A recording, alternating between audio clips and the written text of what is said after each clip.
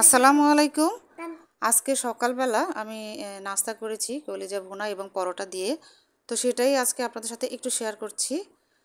তো আমি প্রথমে কলিজাগুলোকে ভালো করে ধুয়ে নিয়েছি, একটু গরম পানি দিয়ে ধুয়ে নিয়েছিলাম।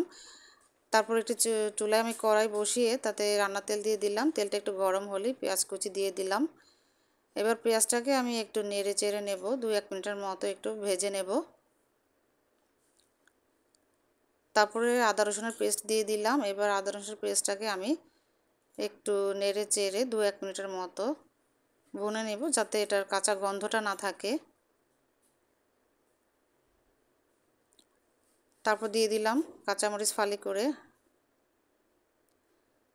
আর এখানে দিলাম টমেটো, একটা বড় সাইজের টমেটো আমি ফালি করে কেটে তারপর দিয়ে দিলাম। এরপর দিয়ে দিচ্ছি আমি জিরার গুঁড়ি, ধনিয়ার গুঁড়ি, তারপর দিয়ে দিয়েছি ধনিয়ার গুঁড়ি, হলুদ গুঁড়ি, মরিচের গুঁড়ি। তো একটু পানি দিয়ে নিলাম সামান্য, যেন লেগে না যায় মশলাটা। আমি 3-4 মিনিটের মতো এটাকে কষিয়ে নিয়েছি মশলাটাকে। তারপরে সেই কলিজা দিয়ে দিলাম স্বাদ অনুযায়ী লবণ।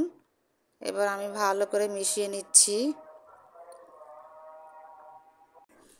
তো মিশাচ্ছি একটু ভালো করে, তারপর আমি এটাকে ঢেকে রাখবো। ঢেকে ঢেকে রান্না করব। আমি 10-15 মিনিট পরে এলাম। তো আমি একটু ভালো করে আবার নেড়ে চেড়ে দিচ্ছি। এবার আমি গোলমরিচের গুঁড়ি এবং গরম মশলা গুঁড়ি দিয়ে দিলাম। তারপর ভালো করে মিশিয়ে নিলাম। এবার একটু ঢেকে রাখবো।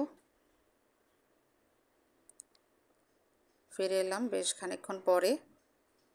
দেখতেই পাচ্ছেন এটা কিন্তু মোটামুটি হয়ে এসছে, আর এই যে তেলটাও ভেসে উঠেছে উপরের দিকে। তো কলিজা প্রায় 70% মতো হয়েছে। এর মধ্যে আমি দিয়ে দিলাম সামান্য একটু আলু, কারণ আলু বাচ্চারা খুবই পছন্দ করে। তো আলুটা দিয়েও খুব ভালো করে এবার মিশিয়ে নেব। তারপর ভালো করে মেশানো হয়ে গেলে আমি আবার ঢেকে রাখবো।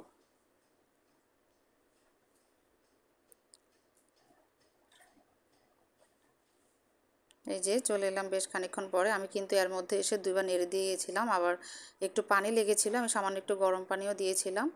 তো ফাইনালি আমার সব কিছুই সিদ্ধ হয়ে গেছে, তেলও ভেসে উঠেছে উপরের দিকে। এবার আমি পানি দিয়ে দিব ঝোলের জন্য। কলিজা একটু মাখা মাখা হলেই ভালো লাগে, তো খুব বেশি পানি দিইনি। এবার আমি আবারও ঢেকে রান্না করব। ফিরে এলাম যখন হয়ে গেল এটা, এবার আমি চুলা থেকে তুলে নিব। তারপর আমি সার্ভ করে নিচ্ছি। এই যে দেখতেই পাচ্ছেন খুবই মজার হয়েছিল, আর পরোটা দিয়ে খেতে কিন্তু আরও ভালো লেগেছিল। সবাই ভালো থাকবেন। আল্লাহ হাফেজ।